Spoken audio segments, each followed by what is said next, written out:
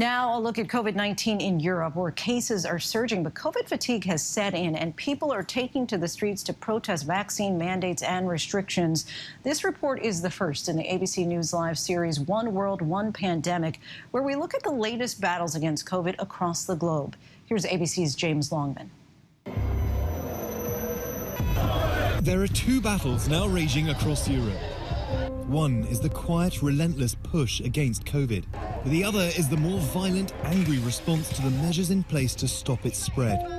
Europe's COVID numbers are, once again, record-breaking. More than 2 years into this pandemic, and the region is seeing its highest ever number of daily cases, 1 million new infections every 3 days. With the rise in cases, an all-too-familiar sight: lockdowns, mask mandates and restrictions. But this time, the fight isn't just against the virus. Europe's leaders are now pointing to the unvaccinated. The famous Dresden Christmas market in Germany hasn't escaped the COVID ghost of Christmas past. Shut down once again because of Germany's rising case numbers. What we see now that about 60 to 70% of the patients in hospitals are not vaccinated. It's the latest country to announce a lockdown for the unvaccinated, saying those who refuse to get the jab will find themselves cut out from daily life. That means no restaurants, no bars, no hair salons. It's now no shot, no entry. Aaron Lentz is essentially stuck at home because he doesn't want to get the shot. I'm basically shut out of society, and I don't think that's a good situation to be in to make a decision. I think everyone should be able to make free decisions, and right now that's not really possible.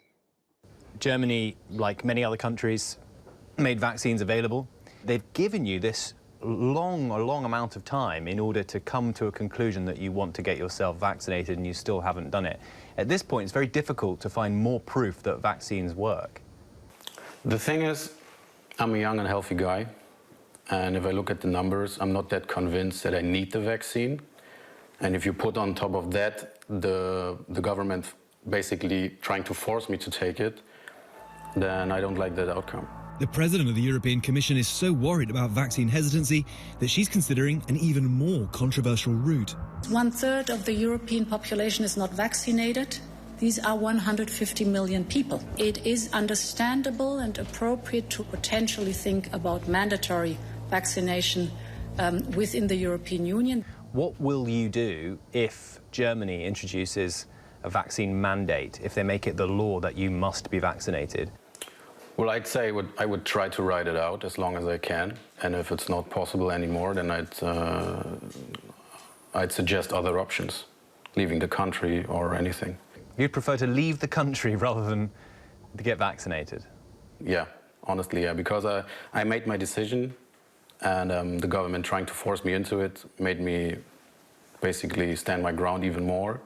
Mandating vaccines is an ethical and political minefield, especially for the European Union, which prides itself on its liberal democratic values.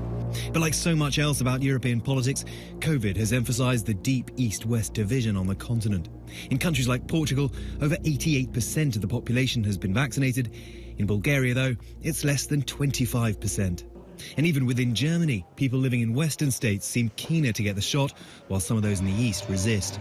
A COVID Cold War, fed largely by the right. Studies showed us pretty clearly that the more you're far right, the more you also believe in conspiracy narratives. And we sort of see something like people being part of a team. And the team of the far right decided to deny the facts about this pandemic. And so they kind of have to be against vaccination because that's what their team thinks. Why are some parts of Europe so happy to get vaccinated and other parts just not? There are many different factors, but in Central and Eastern Europe, we can see sort of this massive trust deficit in institutions, in the government, which is the health department, which are the scientists. And I think it's a broader mistrust that we've seen throughout the world. But in Central and Eastern Europe, it's sort of a long-standing distrust for many, many years. And that has sort of culminated in extreme vaccine hesitancy. But right-wing populists do have unlikely allies in their COVID conspiracy crusade, Europe's vast array of libertarians, nonconformists and lovers of alternative medicine. So, what's the answer? There's no one approach, and you need to target each of those groups very specifically. So, the group that's worried because of health reasons, they need to be targeted for those specific reasons with, very targeted measures. Some countries aren't waiting, though, for the EU to decide on regulations. Austria will mandate vaccines in the new year. In January, Greece will fine anyone over 60 more than $100 a month if they haven't got their shot. And Italy and France already have vaccine passports. Just weeks ago, Europe looked set for a more festive Christmas than last year. But as the holiday approaches and Omicron looms, uncertainty is spreading. Now, I don't think there should be much snogging under the mistletoe. James Longman, ABC News, London. Our thanks to James for that, and be sure to tune in COVID-19 One World, One Pandemic on Friday at 8 p.m. Eastern right here on ABC News Live. Hi, everyone. George Stephanopoulos here. Thanks for checking out the ABC News YouTube channel. If you'd like to get more videos, show highlights, and watch live event coverage, click on the right over here to subscribe to our channel. And don't forget to download the ABC News app for breaking news alerts. Thanks for watching.